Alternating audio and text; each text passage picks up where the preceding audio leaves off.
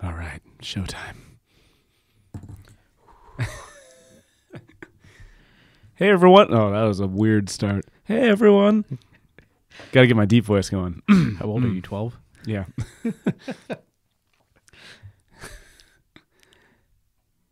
Hello, everyone. Welcome to another episode of Detroit Dark Talk. We have a full house here today. It's just me and Tim here physically in the studio. Sparse. And we got our buddy Greehas, or Jesse, a.k.a. Yeah. I can't talk. A.k.a. Greehas. Say what up, dude. Hey, what's up, dude? So this episode, we have a few different topics. We're going to start off by talking about a blaster and mod potential and all that stuff. The first one is going to be the Hypnos. Jesse, or Greehas, has recently added a line of products to his store specifically for the Hypnos. So he's pretty intimate with it at this point. So why don't you take it away, Greehas? Tell us a little bit about what you've been doing with the Hypnos.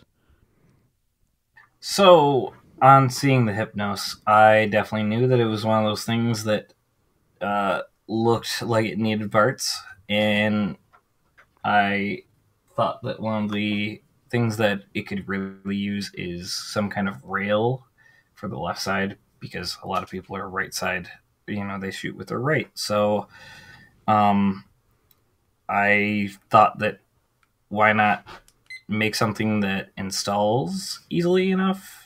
I mean, it installs way easier if you actually open up the blaster. But put a rail that's on the side so that you can quick load and get a quick reload and, for those last minute things. Gotcha. I was looking a little bit at your design the other night at our competitive, which we'll get into competitive in a little bit. But that left side clip is like perfectly positioned for reloading. Yeah, I felt like it just was so much effort for someone who shoots at their right hand, right hand dominant, to get that extra clip the way that Nerf had designed. And I wondered why they didn't put a rail on the left side to offset, because they put the Hypnos is a right-handed blaster completely for other reasons. Like you talk about how the mag release is only on the left side. You've got the stock that folds, and folds so that the right side is open more. So you got all those, and then with that, you have that rail on the right side, and it just doesn't make any sense because you have to flip the blaster sideways to get a good grab on the clip or mag that goes there. And I thought I would make it a little bit easier. And even if all you do is use it as your backup reload, like your last reload, that is totally easy to do. You can do a quick swap by tilting up the Hypnos and then taking that clip or mag and insert. So that was like number one thought that I wanted to do. No, it works well, so kudos to you for that. And then you also redesigned a new pump for it, right? Yeah, I did. It's not my favorite thing because with designing for selling stuff, you have to put into account of how long it takes and how much it's going to cost, and how much like when you're printing it. Obviously, when you're printing for yourself, everything you print, it all doesn't matter about how much time it takes. It's for yourself. But when you're talking about like going into some kind of like production rates and knowing how long things take, and you have to kind of make a little bit of choices. And the Picatinny one came out really nice.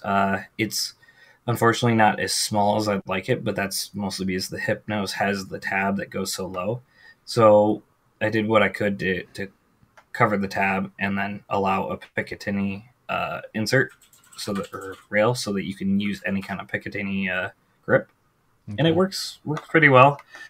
Again, it's not the best because I want to keep it at a certain price point, but I think that the idea behind it is so much better than just say even gluing a Picatinny rail onto the stock little grip that they've got there. Yeah, I'm always leery of just adhesive to bond a rail attachment point to something that's going to be taking that much force, because you got to prime the blaster. Especially if you upgrade the internals, right? Because I know Naptown has done K26 mod on it, and I'm sure there are other people out there as well. But when you're putting the those spring loads on something that's just glued on, that scares me. Yeah, I mean, between the fact that you're balancing the spring load with also having gears, you want something that's going to be smooth, and you don't want to really have it even feel a little bit wobbly. And that's the thing where, like, I don't know how even proper adhesive would do under that kind of stress, because it just requires so much to work right. Have you heard of anything else being done other than the K26? That's all I'm aware of. I don't think anybody else has really done anything internally, have they? No, I mean, mostly just your typical lock removal. Yeah. So I mean, that's pretty straightforward. It's a great blaster in concept. Feels great in hand. Even more so with Jesse's with Greehas's new gear. But I don't know. We haven't been too fond of it in the club here, at least stock performance. Yeah, no, we're right now. Our Hypnos are out of commission. Oh no. Yeah, so we gotta take a look at that. Yeah, last weekend they took a beating. We had one that was working yesterday, and I had it out back, and we had a pretty rowdy corporate outing, and they came in. And sometimes certain groups act like they own the place, and went around back, and I found it was in play, and of course it broke, and I was like, "Oh, you guys suck." Yeah, I mean, the problem is the Hypnos has such great ergonomics that it feels really comfortable, but it just does not perform up to that level. And I haven't had that much luck with mine. It always seems to not like anything not fresh balls, rounds or whatever. And that's the weird thing is like it performs decent as far as shooting and accuracy for me, but it sometimes jams up when it's priming. It's just a temperamental little thing, and it's all because of that elevator mechanism that they designed for it. And that's fine. It's a broad concept. I'm just trying to find ways to probably make that better, and at some point I'll even open up my own and see if I can figure out why it seems to do so bad in terms of having that little bit of resistance and it not wanting to prime completely for it. Yeah, and you said something interesting there, because a few weeks ago, and I think you even kind of posted this footage to the Dark Club YouTube page, Matt and I had a one-on-one war where we each used Hypnoses, and I didn't have any jamming issues, but Matt jammed quite a bit, and I think that's what ended up winning me the match. But I had some pretty severe accuracy issues. Like I had to get real close to get my tags in, where his was pretty accurate when it wasn't jamming. So it's interesting that we had two of the same stock blasters, and he was not having accuracy issues, but he was jamming, and I was vice versa. So I guess it all comes down to inconsistency in the platform. It's super inconsistent, which is disappointing because it's so dang comfortable. It looks so cool, but yeah, very very cool looking, very very nice ergonomically, and just does not perform to aspect. And I don't know what to get to that point, but I definitely want to see what we can do. We just need to put flywheels in it. Wouldn't that just be a Zeus? Or not Zeus, Atlas. Well, with flywheels. Atlas. With flywheels. Oh. Yeah. No, what's the one that Eric rocks? The Hera.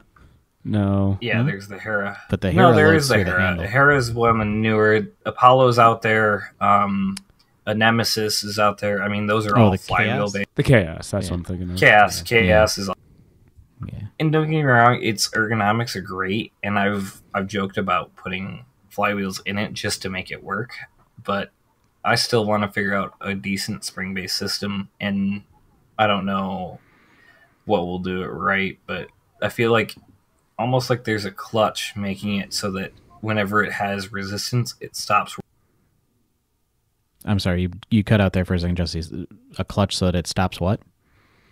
So that like when you're priming it and it gets stuck and there's resistance, it stops working.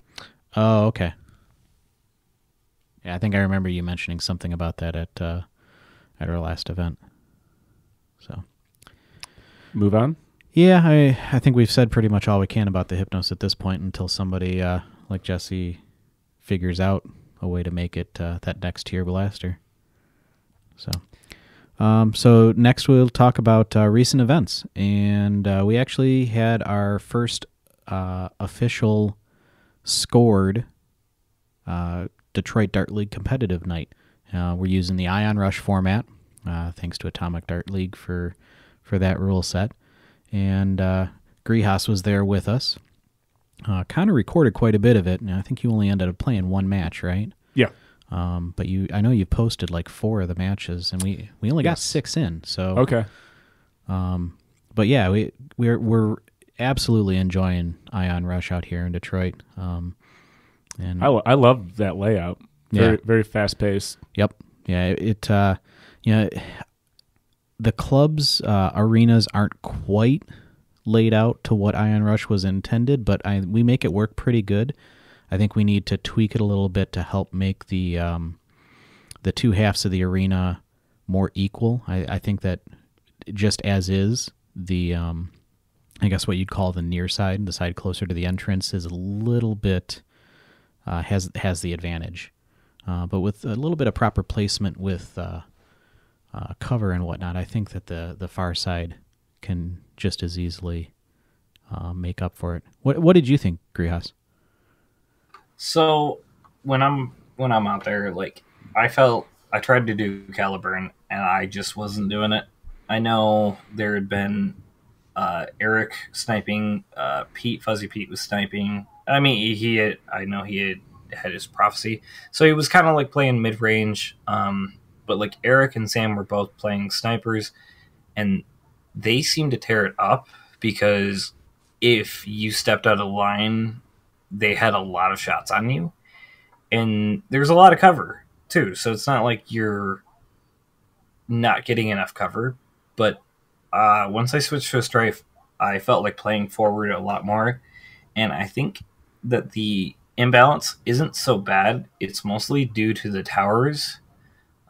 One having a little bit more cover because it's the left or the wall side tower is short or smaller, so that it has that place where you can, I don't know what it is, but it feels smaller. Yeah. I think it is by like maybe a foot. The far side tower is narrower, but also the near side tower, the one that has the more space, also has a gap on the right side, on the side. So you can shoot over the top like the other towers, but you can also go to the side and do lower shots from the side peeking out, whereas you can't do that from the honestly, other towers. I don't think that width is even that big of a deal. I think one of the biggest differences is that tower doesn't. It has a little bit extra protection from those barrels that were alongside it, and I think that if those barrels aren't there, it forces that player to play a lot tighter to that structure. And then not only that, but if that player is, say, a strafe or something, it allows them a running lane instead. Okay. Yeah, and I think our matches tended to be quite sniper heavy, maybe because there was not a direct path. But I mean, you were right, because we had Eric and Fuzzy Pete and Sam and myself were all using long range snipers. I was in one of the towers with my caliber all the time, as was Oh, Eric. and Brett. Brett also had Oh his yeah, he had his what is it, X-Zeus too? Exus. Yeah, yeah, and that thing, when he had the right darts, was a beast. He was using some cut down elites to begin with, and those weren't doing too good for him. But once he switched to the worker halflings, he was pretty good.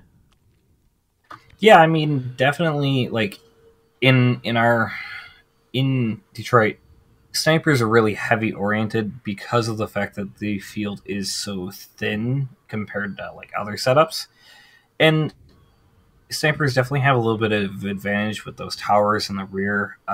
They do prop you up just enough to give you a little bit more chances of shooting the people in the mid range, and that's I think that's not a bad thing. But the problem, I guess, the mid range people have to find out is if they can get the caps, either the eliminations from mid range, say like strafes, uh, the mid range sets of barrels, stuff that's near the middle but not quite at the mid. If they can get the eliminations, that's going to be like how they work. Otherwise, they're going to have to go for that flag cap. And I do know that it did work where somebody had played the runner, and then John came up with the flag cap right behind them, and the runner got, eliminated, and then John, touched the Right, so the runner acted flag. as a meat shield. Mhm.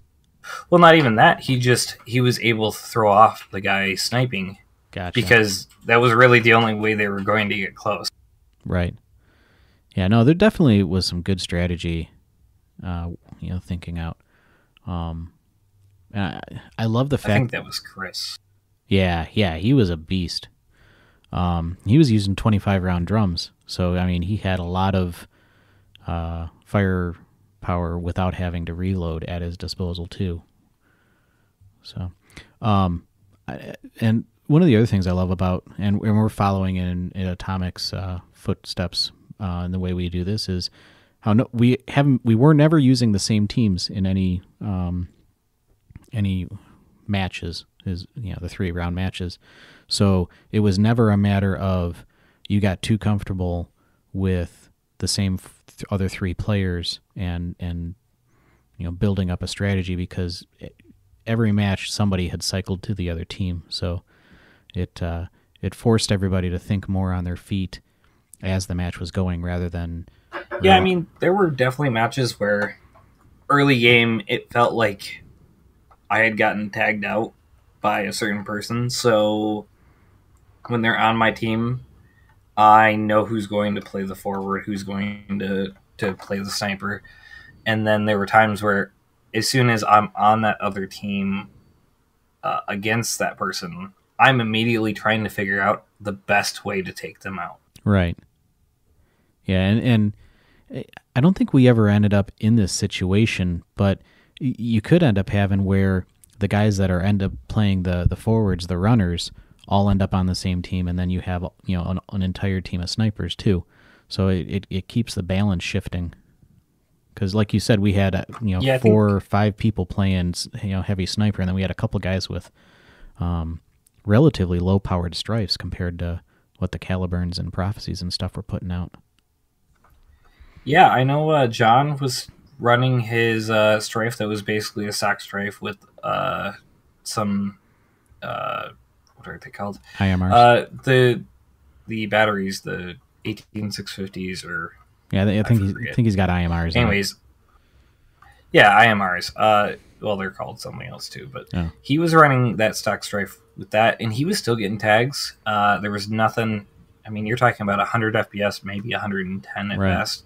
I was running a containment crew cage, one of their Typhoon cages in mine, and then I know Chris was running a 42.5 cage, which, I mean, we were hitting like, I think it was 140, 150, and like the shots were landing, especially once I started using waffles, but you definitely had people, even strifes, even like I said, the stock strife, that was still doing a lot of work because he does a lot of work as a person.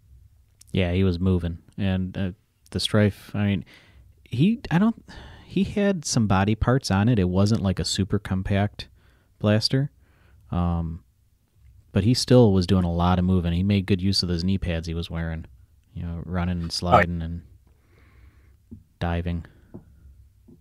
I mean, but that's part of Ion Rush, is using a lot of speed to achieve your goals, and that's why I almost feel like the field is pretty good in terms of obstacles. I mean, there were some that I would say remove them, but not remove them because, oh, there's too much cover. No, remove them so that the strifes have more room to run, because that will open up spots where the snipers can't control.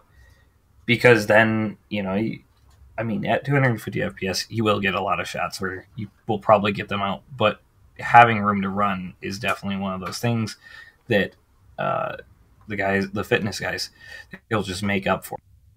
Yeah, so I mean, basic layout. I mean, we're using two of the club's arenas, and essentially in each of the two arenas, you have a piece of cover in each of the four corners, and then a pillar in the center with barrels. So you have 5 main areas of cover, and then that's duplicated for the second half. So are you thinking that we move the barrels out of that center where the pillar is to make a straight, like a couple of straight channels? Talking about the mid towers most. I'm sorry, what was that? I'm talking mostly about the mid towers where those barrels are, that are alongside the. Okay, so like the ones closest to the center of the two arenas have a couple of barrels coming off the sides. You're saying move those then?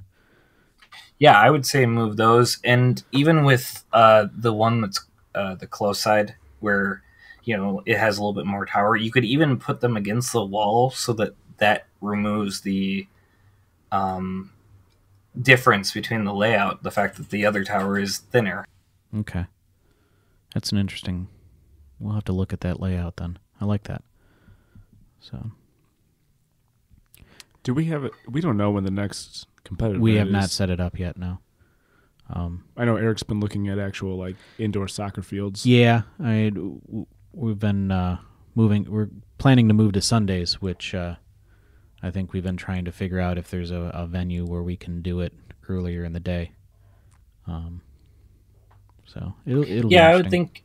So, like, I love the Dirt Club because, I mean, Connor, you're an awesome dude, and we have a lot of fun just being able to hang out. We don't maximize our time the best, and that would be one of the things that we'd have to change if we did go through with the soccer arena or something like that, like Iron Rush does, or the ADL does. And that's the thing, though, is I really like the Dirt Club, but we do have to figure out what's the best day for all of our members so that we can all attend, or as many as possible can attend, because playing 5v5, or I mean, we played a lot of 4v4 games and it was fun. There's still a lot of competition there, but 5v5, making use of the various covers and getting used to the format, because other clubs.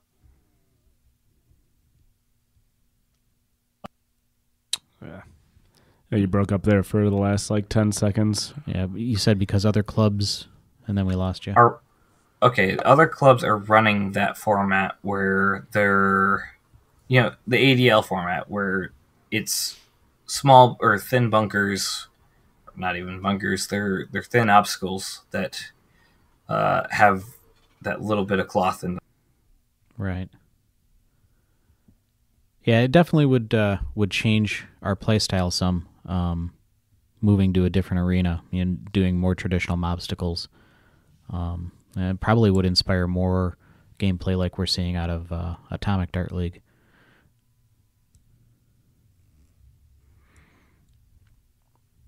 Uh-oh. Did we lose you, Jesse? What'd you say? Oh, okay. I mean, I agree. Yeah. So, all right. Well, we'll see how it goes. Yeah. Yeah. We'll keep you guys updated when we have our next event, and and see what comes of it. So, well, let's move on to what we had intended to be our main topic, and the big buzz in the nerfing world right now is that Endwar's location has finally been announced, and here in Detroit, our club has been quite aggressively trying to figure out who and how and where they are going to get down there and stay, so that we can participate in the premier event for our hobby. Very quickly after it was announced, several of us were already on the websites checking out Airbnbs and hotels and plane ticket prices and discussing, is it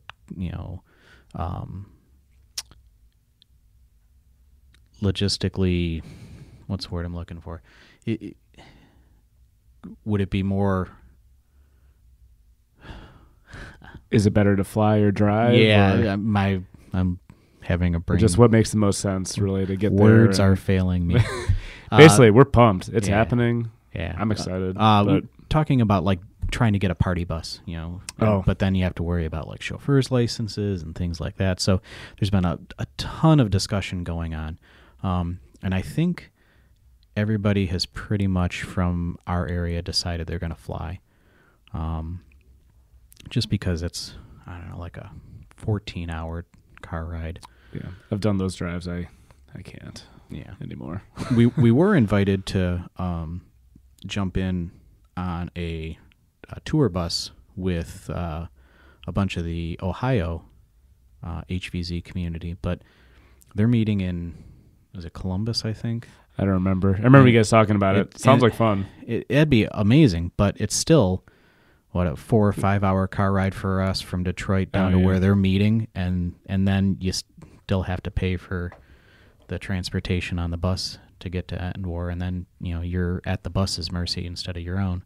So, but Detroit Dart Talk, we have secured a B&B, an Airbnb, so we hope to be recording a couple of episodes while we're down there and giving you guys our experience. And maybe throwing the biggest party at Endwar. Yeah.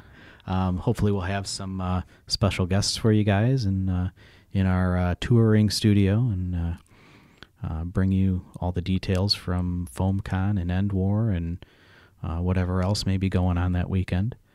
We'll try to get as much content as possible. Yeah. Jesse, you're not coming? No, I actually, it comes down to a scheduling conflict, and so it's one of those things where I just don't have the time off to make it down there, as well as do all the other fun plans that my wife and I have done this year. Completely understandable. I feel you. You'll be missed. You will be missed. Yeah. I might have a Jesse shirt or something. Where's Jesse? Where's Greehas? Where's Greehas? That'd be awesome. I mean, I can hook you up with one. Yeah, I'm sure we were hoping to have you down there, because it'd be nice to have more familiar faces around the booths at FoamCon. We've discussed possibly trying to do a booth, but I don't know if that'll happen. I know we all want to be roaming around and possibly ducking into less busy areas and recording 5-10 minute sessions with various people is something we've talked about, and we just can't do that if we have to be responsible for manning a booth for the entire convention. So there's some fun things about manning a booth. Yes, and you have experience. Yeah, it's one of those things where you meet everybody who has ever heard of you, and it's great. It's exhausting, but it's great at the same time. You talk to so many people. Is it like when you had your booth, was it possible to just like even put up a sign and be like, we'll be back in like 1 hour, we're off recording people or something? Or, I mean, you wouldn't say that, but are you able to ditch your booth for like a minute? So the most I was able to do once Tom showed up. Tom, I know he was supposed to be helping Luke out of darts over on his booth, and I don't know over there. I don't even know what was going on over there because I wasn't over there all day. I was able to get him to come over for a short time and watch my booth and act like he was Greehas. But Nice. for the most part, yeah, I mean, it was like less. You get cut out there. Last thing we heard was blah. Oh, it Do you was remember? like less than 10 minutes. Oh, wow. And see, that's my fear, because I love going around and checking out, what Devil's Nerf Works may have done, and, getting to spend a few minutes chatting with Jesse and Jackie, even though I, Yeah. chat with Jackie almost all the time on Facebook Messenger these days. It's nice to So have that freedom. Yeah. I was going to say, you guys might have a little bit more freedom because there's more of you. Yeah, and that is true, because there will be, 4 of us plus, plus possibly some other, guys from the club might be able to man our booth like you had Tom do. Yeah, and I mean, one of the fun things that you could also do is even do a small recording studio setup where basically you have it so that you record what people want to say to people who didn't visit. Oh, that's a really good idea. Shout outs to people's friends. Yeah, well, I mean, just like in general, be like, hey, we're Detroit Dart Talk. If you had one thing to say about FoamCon and Endwar, what would Yeah, we could have literally. This could be our booth, Yeah, basically. that's a really good idea. I like that. We could do a mega episode, even Yeah. like couple hour episode. Well, and you'd start with B-roll. You'd start with B-roll of like the whole FoamCon tour, like you did this last time. I watched that video. You were pretty early in getting it out too. You could take that video and have that as your As the B-roll. those messages. I mean, you'd have to filter them to make sure that everybody stayed good, but Yeah.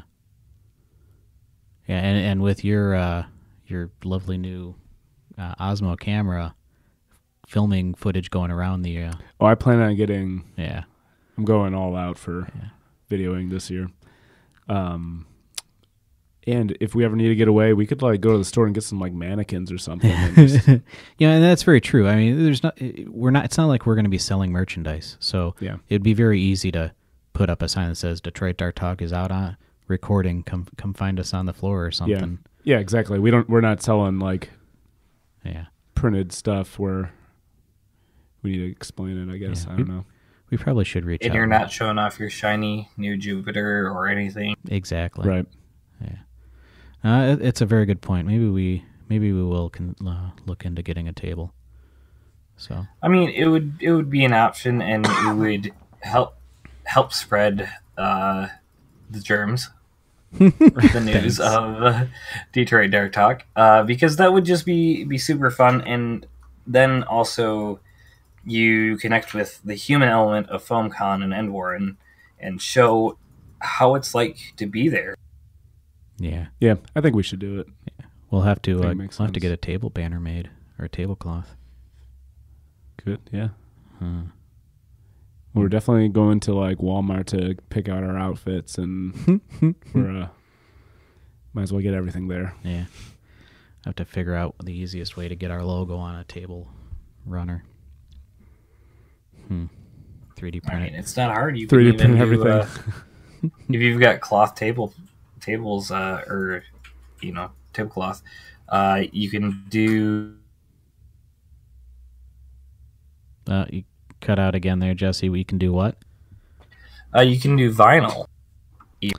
Oh, darn! I wish we knew somebody who did vinyl cutting. Yeah, who does that? I hear there's other people. In I think Foam Blast actually does vinyl cutting. Maybe that's something we could talk about. yes, they do. And then, of course, we do. I mean, we have done shirts for ourselves and a little bit of shirts here and there. And we're looking at doing even screen printing in the future. We now have the idea of how to do it. We just have to actually go, bulk order a bunch of shirts and then go. Gotcha. Traveling, Yeah. our main topic.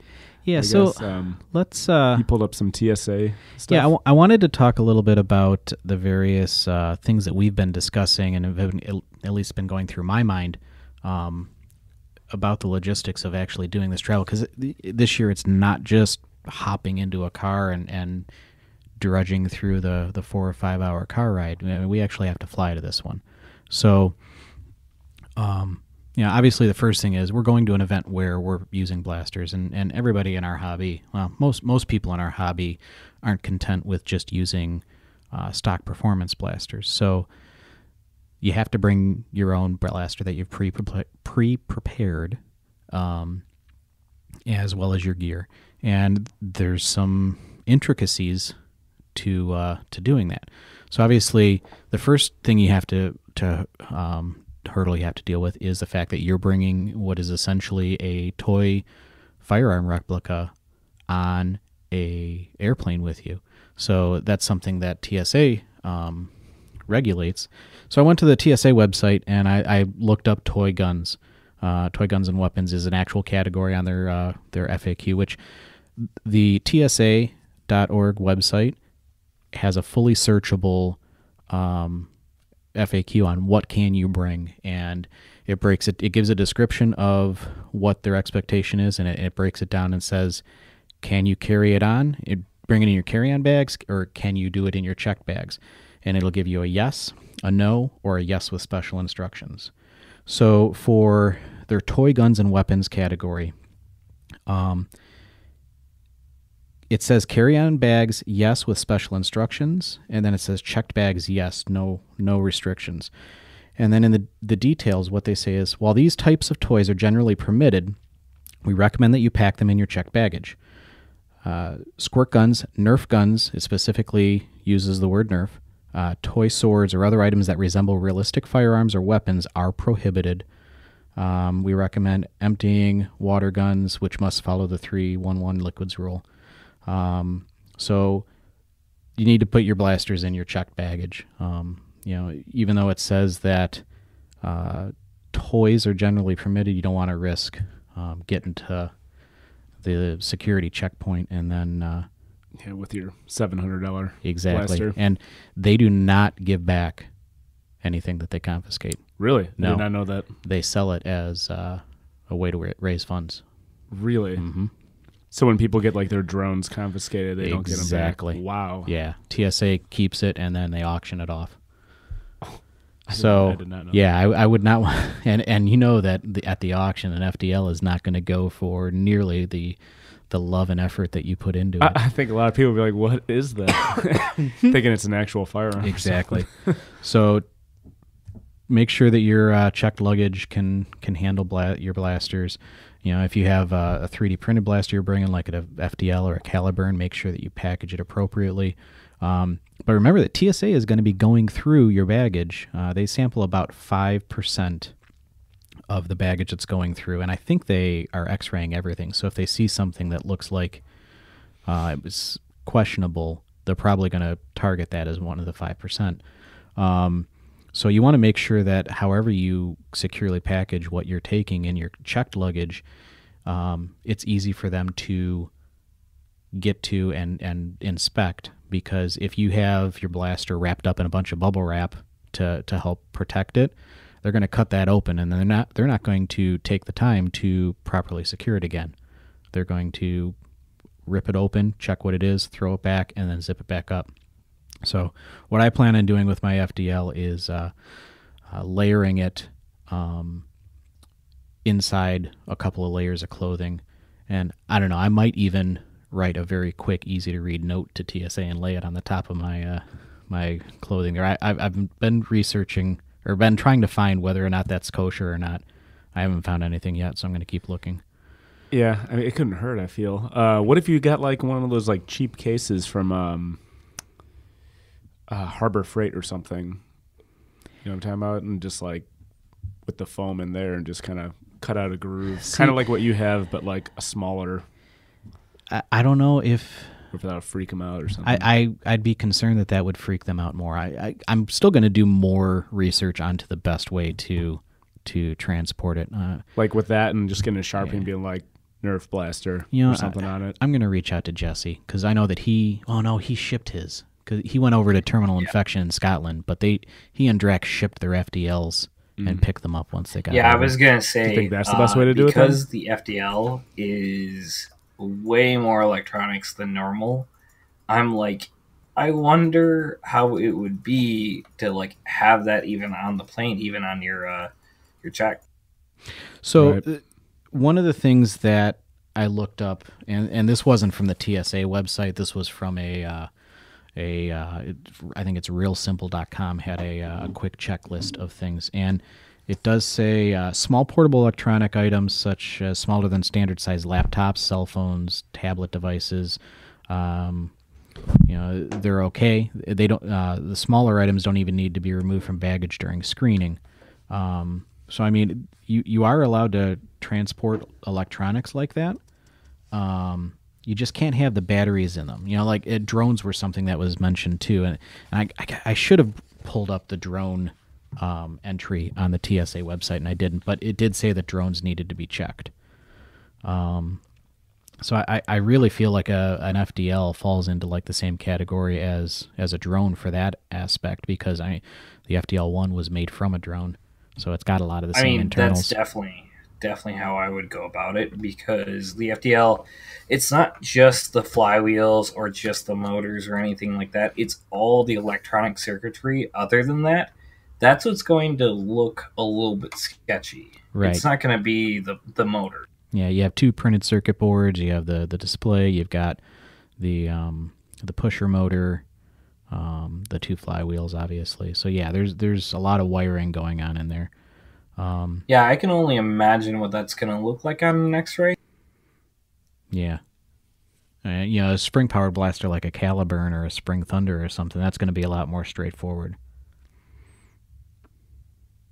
I may reach out to Project FDL and ask them to throw something out on the FDL user group for suggestions for traveling with it.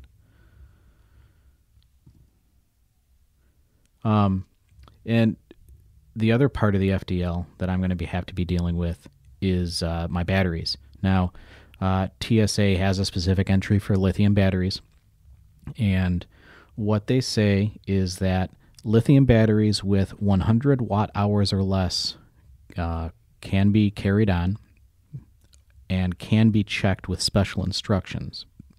And then it says lithium batteries with more than 100 watt hours can be carried on with special instructions and cannot be checked.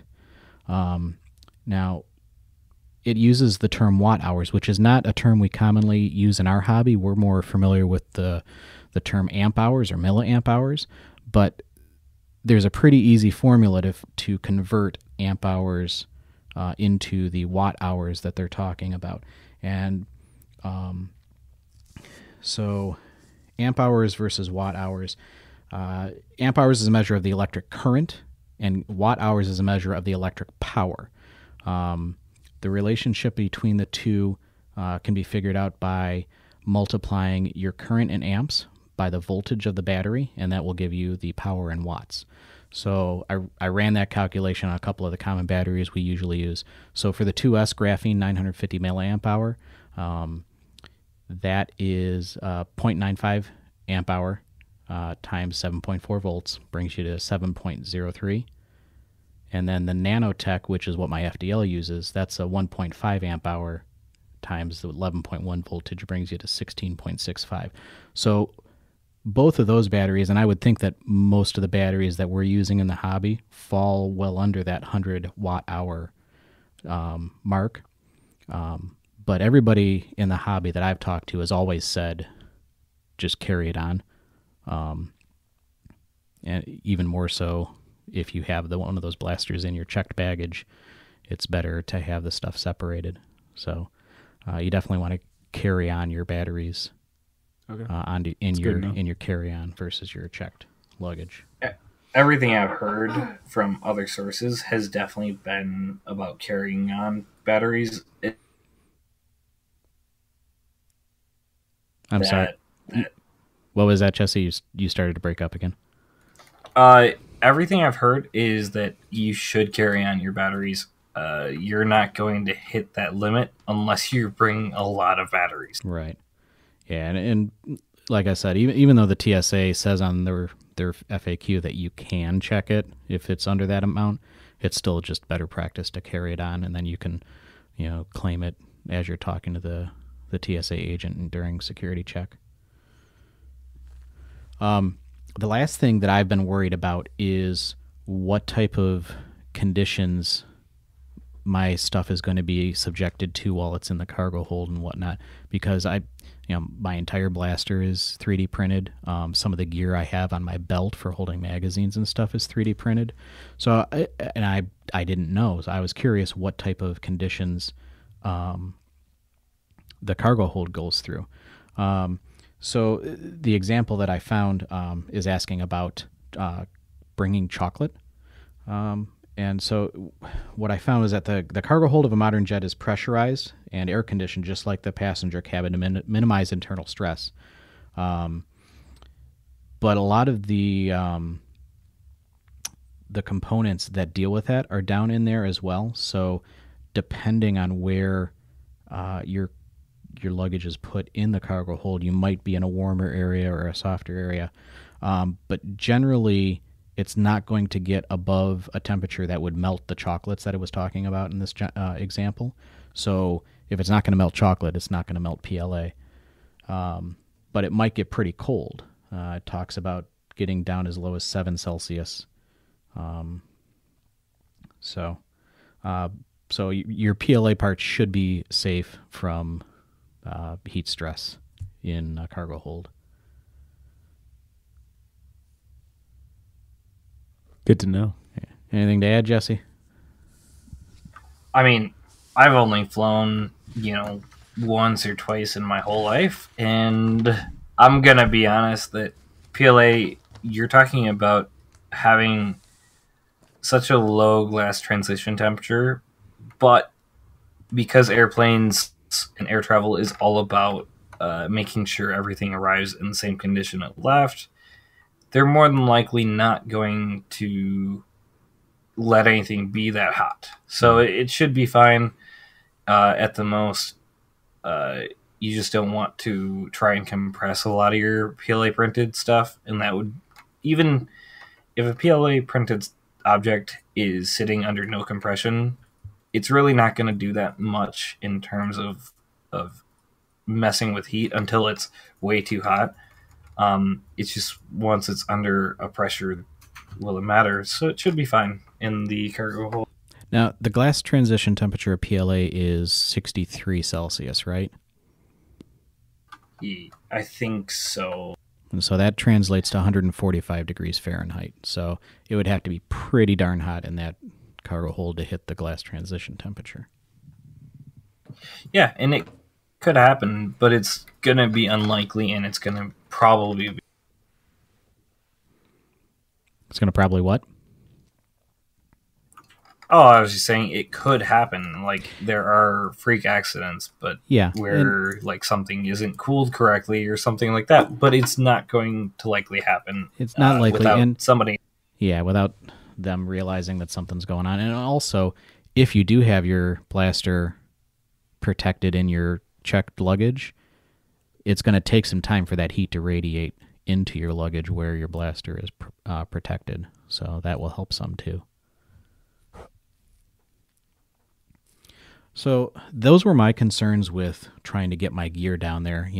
When we were talking, we did discuss, doing an Airbnb versus a hotel, and there's various trade-offs there.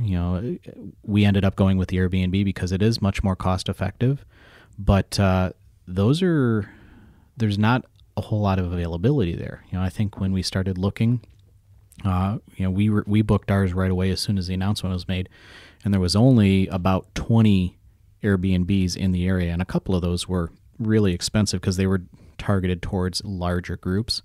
So of those 20, maybe 15 were actually in our price range, and some of those were too far away for what we were hoping for. So there wasn't a whole lot of options there. And the other thing that you have to worry about doing an Airbnb is you're in somebody else's home. So and some of those times even you're in somebody else's home that they're actively occupying. So you only get a part of the home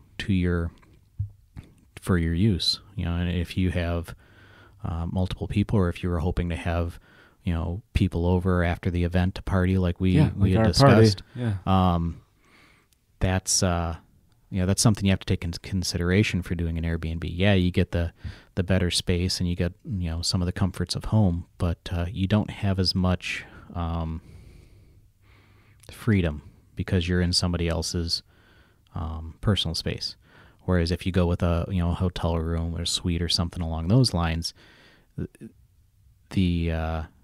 it's less personal for the person who booked it to the owner of the space. So you sometimes can get away with a little bit more, but you don't have nearly as much space to work with.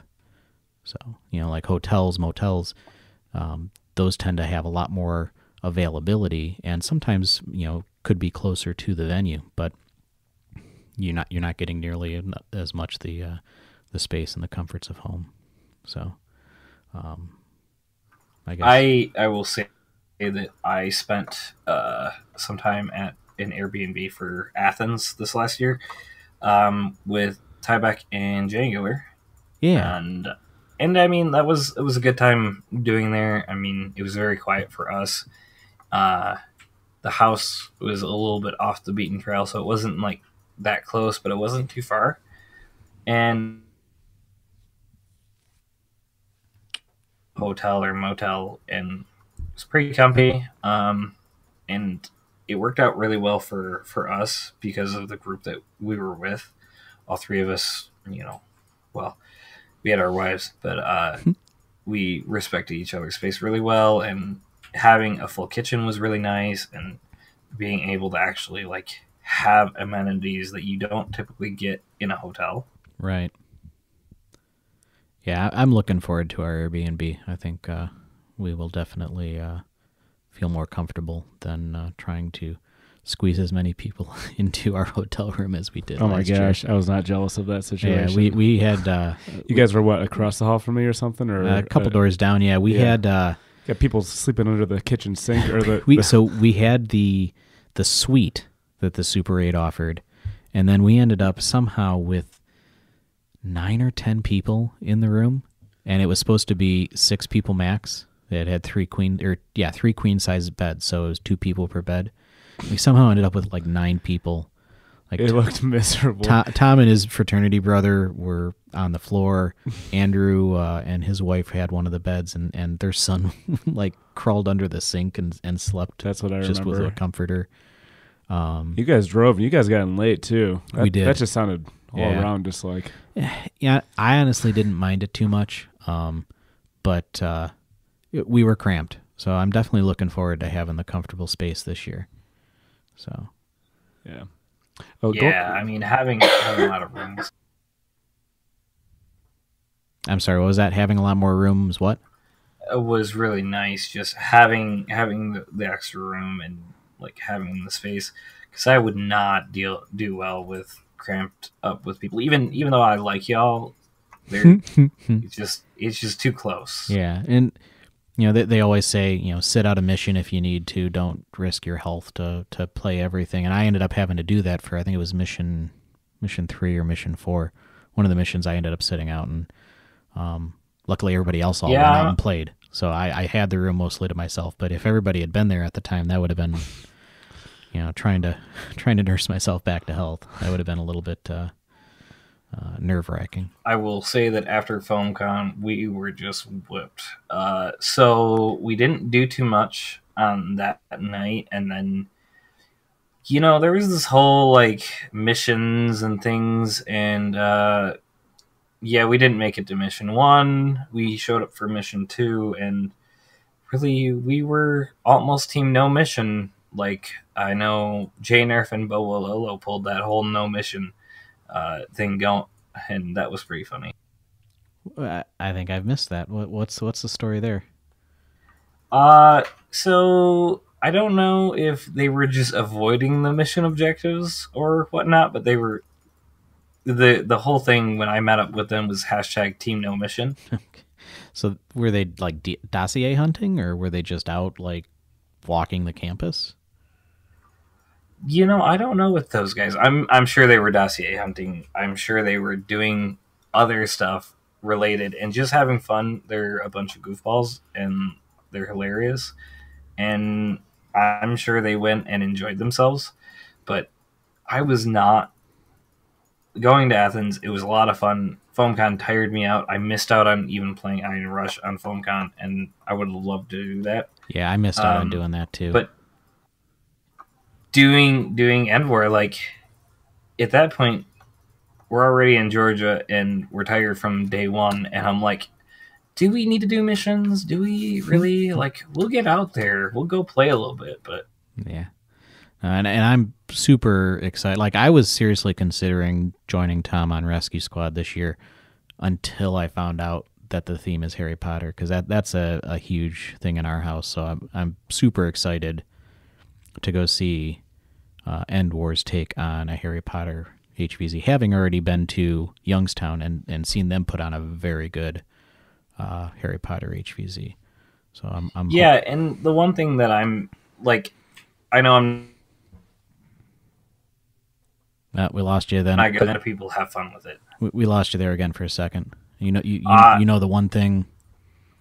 I'm not going, but it is so exciting to see an event like Endwar happen. And I mean, in Georgia, and it's not exactly where we want it in Georgia, but it's pretty close, and I know people are going to have fun. Yeah, and luckily we'll have a fantastic documentarian with us. Catching all the footage, and so we can enjoy it for years to come. I'm thinking of going back to the traveling with your blasters. Now, the secret shot. So say I just walk through the airport, just, it's like my purse, don't worry about it. So your purse, you'll have to put through X-ray, and the second it goes through and they see a trigger mechanism. Oh, I don't know. Yeah. I would not take that in your carry-on. It looks like a purse on the outside, but that won't hold up to X-ray. Fine. I thought you were going to go all lightning bows. Just a quiver of lightning bows. I'm only down to 2 at the club. Yeah. I'm definitely bringing one, but I got to bring a secret shot. Yeah. And then, I don't know. We'll see how it goes. Honestly, I am so excited. I really hope somebody captures that footage of you just using the bow and like doing and just panic mode, just, like pressing the jewel to my secret shot. I'd be like, no, I want to see you with the bow going all Legolas and just launching mega darts at people. Now, should I get mega darts? Probably get them when I get there. I would not. I would not plan on buying anything Nerf related in the town of Statesboro. Okay. I guess I could pack a brick of 120. Maybe we stop at a Walmart or something before we leave Savannah.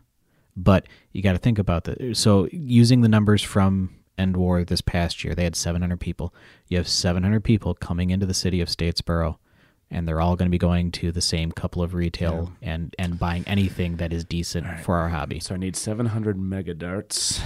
Right. Only 700? Honestly, if I were planning on going down, I would look for someone who's local just to find out if I can send them. Detroit Dart Talk in the house. What's up? Eric! Welcome. Eric. Are we live? We are live. Thanks for Discord bombing us. Didn't know you could do that. We're live in the studio. It's only I can do it. You've got Connor and Tim in the studio, and we've got Greehas on the line with us. Oh, that guy. Nice of you to show up.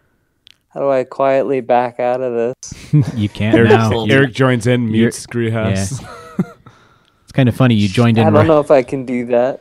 You joined in right as you we guys, were you starting guys in to the middle wrap of up. Something? Like an interview? What you talking about? We're at 58 minutes. We were talking about traveling for Endwar You know, Oh, okay, cool. some of my concerns. That sounds awesome. Why don't you guys just start from the beginning? Well, tell you what, when it goes live, you can hit play. Oh, that's a hard burn. Waka hard waka burn. waka. You know, so they told me that it was a packed house, and No, I literally just got to my hotel room and was checking the chat, and I saw your icons in the voice channel, so figured there was something was going on. Yeah, we. But now it's a packed house. Yeah. No, From we're just afar. wrapping up our conversation. I mean, we talked about when I was researching some of my concerns with TSA for traveling with blasters Yeah. and things like that. Good spread the good word. People Yeah. got to know. Everybody's a little scared about packing blasters. I think for the most part So, it'll yeah. be safe. I am going to reach out to Project FDL and ask them to broadcast their best practices for traveling airways with an FDL. Good. I wanted to throw it in there. I checked before I headed out today, and there was some 350 something people. They were on the RSVP already. Yeah. 200 saying going, and like 150 saying they were thinking about it. So that's pretty good. I think it's going to be good numbers. I don't know if it'll be 2018 good numbers. Who knows? It's hard to tell. With that many people like instantly signing on for going, it gives me hope that it's going to be pretty crowded. I mean, beyond that, I have 4 friends who said they're coming, are making plans right now, and they're not even they're not on Facebook or in the Nerf hobby or anything like that. Oh wow! So I mean, eventually I'll get them to RSVP, but like the word spreads, and they're gonna, and don't worry, they're gonna get their, well, except for one of them. Juan's gonna stay with us, but the others are gonna get their own place. Cool. So Well, yeah, I think there's gonna be a good crowd. Yeah, tell them to what book I've their seen. place Just soon. guessing. Tell them to book their place soon, because the few Airbnbs are quickly diminishing.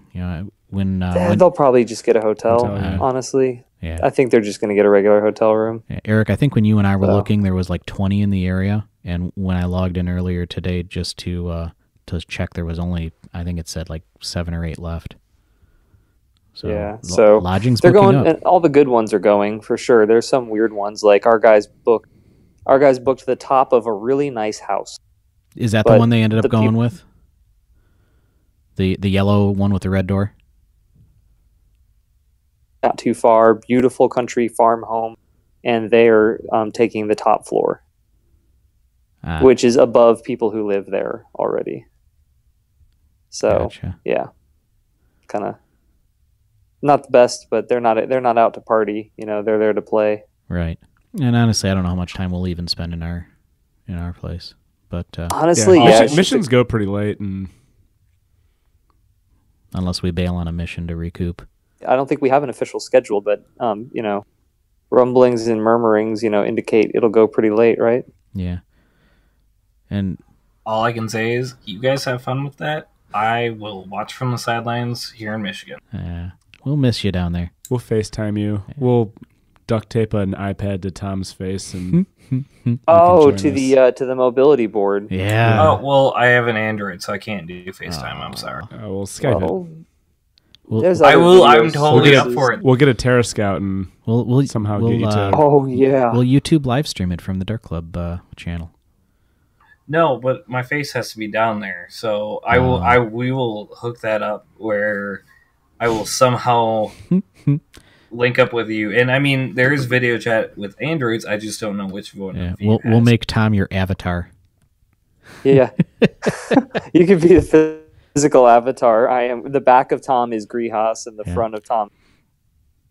Talk Should to I whichever side make you're a mission? interested in. We'll get a couple of solenoid pushers hooked up to his hair, so when you want him to turn left, you hit the one solenoid and it Just pulls his. punches him in the. Yeah, that's a great idea. Kind of like Spurs. Yeah, it perfect. hits his head behind his right ear. He knows he needs to turn right. Perfect. It's like, Oh, Tom, you don't even know what you're missing. oh my gosh, that's awesome. I do it. I want to do it. Yeah. Yeah, but the FaceTime thing, I think Discord has a video functionality. I know it has screen share, and I believe it has video functionality. We can even test it after this real quick. Just after the podcast is over, we can do a quick test with me. Yeah, that might be an option. So we'll have to. All right, all sorts you guys, of options for Endwar. You guys, you might as well stick on with us. Yeah. We're about to close out, I think. Yeah, I think we've pretty much said our piece. So we'll move into shout-outs. Shout it out. You go first. Shout out to Jackie, specifically from Project FDL, because I've been working on my FDL3, and she has been there at every turn. Every time I had a question, she has, without reserve, helped me out. And there's actually a chat on a thread on the FDL user group now for asking all the different questions for. Because of you. No, I think it actually popped up. Like it was in Jesse's mind to do that before I started pestering Jackie. But yeah, it saves him a lot of hassle. Yeah, Jackie has been an amazing customer service representative of Project FDL for me personally. So thank you so much, Jackie, for putting up with me. Eric, you have any shout outs? Who's you? Me? No, he said you got any shout outs? No, Eric, he said you. He said, Eric, do you have any shout outs? Oh, I missed that part. Yeah, it's been a little choppy here in the studio tonight. I'm gonna go ahead and shout out the Thunder from Down Under, Bradley Phillips, with his side-by-side FDL comparison that I am a big fan of. Oh, he has the one with the short dart nose and the one with the long dart nose, and he did a side-by-side short dart full dart comparison. I saw the video. I haven't watched it yet. I need to go home and watch that now. Do you want me to spoil it for you? No. No, guys, go ahead. Go ahead. Buy worker short darts or properly made short darts. Cutting your own short darts is just not the same. My wallet hates you. I have to buy another front end. I have to buy another nose for my FDL3 now. Yeah, basically the result of his video, but still go watch it. But the and I feel bad. The end result of the video is that with the FDL full length AccuFakes versus full length workers, half length workers, there is negligible FPS difference between the two, and accuracy is improved. All right, I got to go watch the video now. And that's over a distance. He's got a distance too. But that's my only shout out. Cool. Connor, you? Me? Maybe Foam Blast. I'm enjoying those Weekend Nerf. Yeah, they've videos, done this Weekend Nerf. They've taken the torch from Jangular and run very well with it. Yeah, those are pretty entertaining. Nice. Yeah. The puns. Yeah. I'm jealous of pun skills. I don't have that talent. I wish I had pun skills because they're so cool right now. Jesse or Greehas, you got something? Well, Eric for joining late because better late than never. That's a good shout out. Right. As soon as I could, ASAP.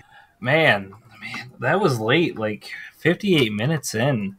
But no, otherwise that just everybody showed up to the competitive night because we had a good showing. I know it wasn't 5v5, but we had a good 4v4 run. You had, Chris, Pete, Sam, Brett, Eric. Eric, where the heck was Michelle? Oh, she doesn't want to play that. No, come on. She's so good in everything else. She might give it a try eventually, but not unless we get her like a face mask or something we don't have. Oh, yeah. I completely understand that part, but again, just all the people that showed up, I mean, we had so much fun just going out there and getting it. And the more we do that, I'm so... Yeah, it was a good event. Good group. You guys still there? Yeah, we're still we're here. still here. You guys aren't quite. This poor internet connection. Well, what was that? We need Tom. Hopefully that last part got recorded. Yeah.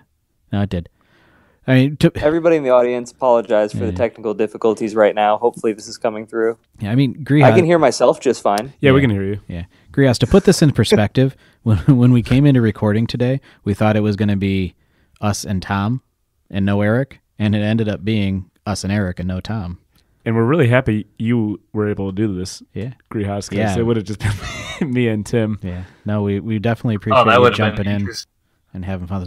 We do intend to have you back on the episode or on the show at some Well, point. I hope at some point I will be able to do it in studio rather than Yeah, being at absolutely. Yeah, home. that'd be fun. Yeah. That's the goal. Yeah. We'll figure it out Yeah, eventually. we're just happy you were able to do this. Well, Good deal. why don't we take our listeners out here for Connor, Eric on the Discord, Greehas on the Discord. This is Tim, and we'll see you next time. Free stuff. Hashtag free stuff.